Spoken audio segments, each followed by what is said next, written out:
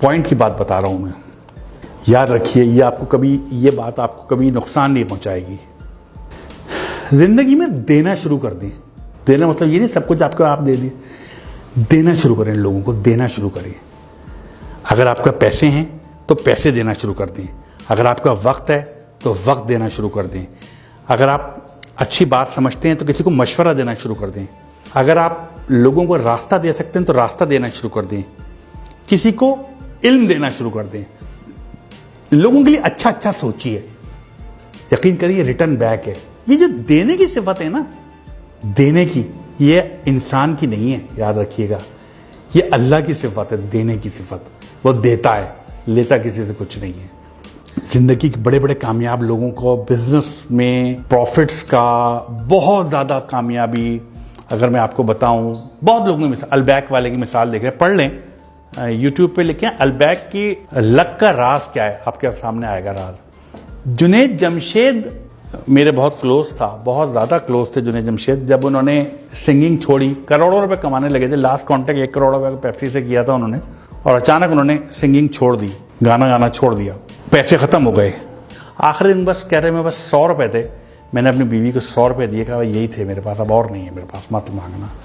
और उन्होंने कोशिश की कि अब मैं क्या करूं, गाना तो छोड़ दिया, पैसे तो आना बंद हो गए। एक वक्त आ गया ज़ीरो हो गए, बिल्कुल ज़ीरो थे, कोई पैसे नहीं थे उनके पास। शायद बच्चों को भी उठा लिया था पढ़ाई से उन्होंने, पैसे नहीं थे। और एक क्या वक्त तक करोड़ों रुपए कमाते थे। वहाँ से वो और सुहेल उनके दोस्त निकले, उन्होंने एक फार्मूला अपनाया। वो फार्मूला जो मैं आपको कह रहा हूँ, देना शुरू करूँ, देना शुरू करूँ। यही अलबैक ने अपनाया, यही, और ये लाजमी फार्मूला है, करके देख लीजिए।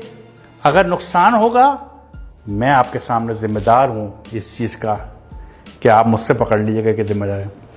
जिंदगी में जो पे प्रॉफिट कमाए ना, जो भी कमाएं और उसका प्रॉफिट हो, उसका 5% कैलकुलेशन के साथ 5% निकाल दें एक तरफ, और वो किसी जरूरतमंद की मदद कर दें उससे।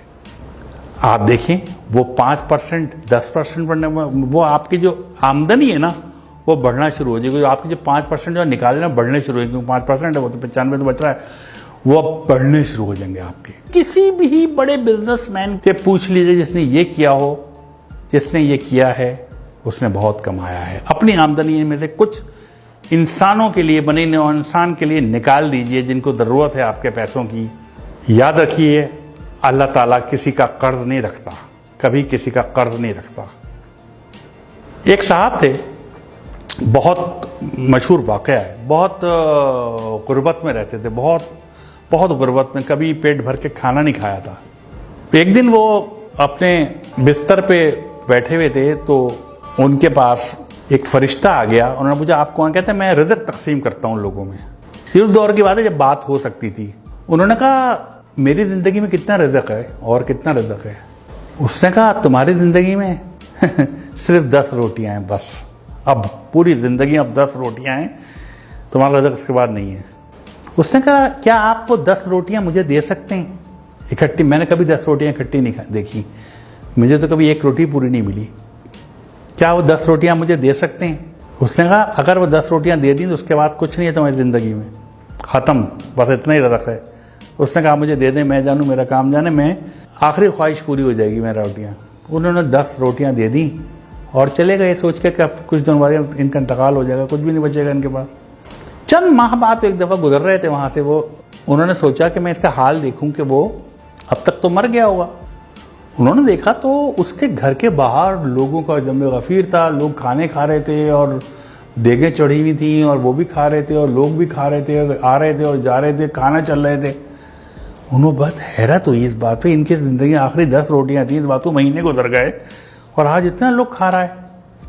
उन्हें हैरत, उनसे पूछा कि भाई तुम्हें तो 10 रोटियाँ ज़िंदगी में आखिरी थी, ये रिज़्क़ कहाँ से आ गया?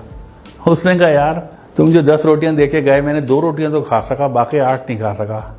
मैंने वो 8 रोटियाँ लोगों में बांट दी। जब वो बांट दी, अल्लाह की राह में बांट दी, अल्लाह किसी का कर्ज नहीं रखता। वो 8 80 होके मेरे पास आ गई बाद में, खाना आने लगा, कहाँ से आ रहा था मुझे नहीं पता, रिज़्क़ कहाँ से आ रहा था। मैं वो जितना रिज़्क़ आता था मैं अपना खाता था, बाकी बांट देता था, फिर और रिज़्क़ बढ़ता था मैं बांट देता था। तो एक वक्त ऐसा आया कि मैं लोगों को बांटने लगा। तो ये जो बांटने की सिफत है ना, ये बहुत बड़ी है। शेयर कीजिए, लोगों में शेयर कीजिए, लोगों को दीजिए। कुछ भी है आपके पास, जो कुछ है दे दीजिए लोगों को। अगर आप कुछ जानते हैं, लोगों में बांट दीजिए।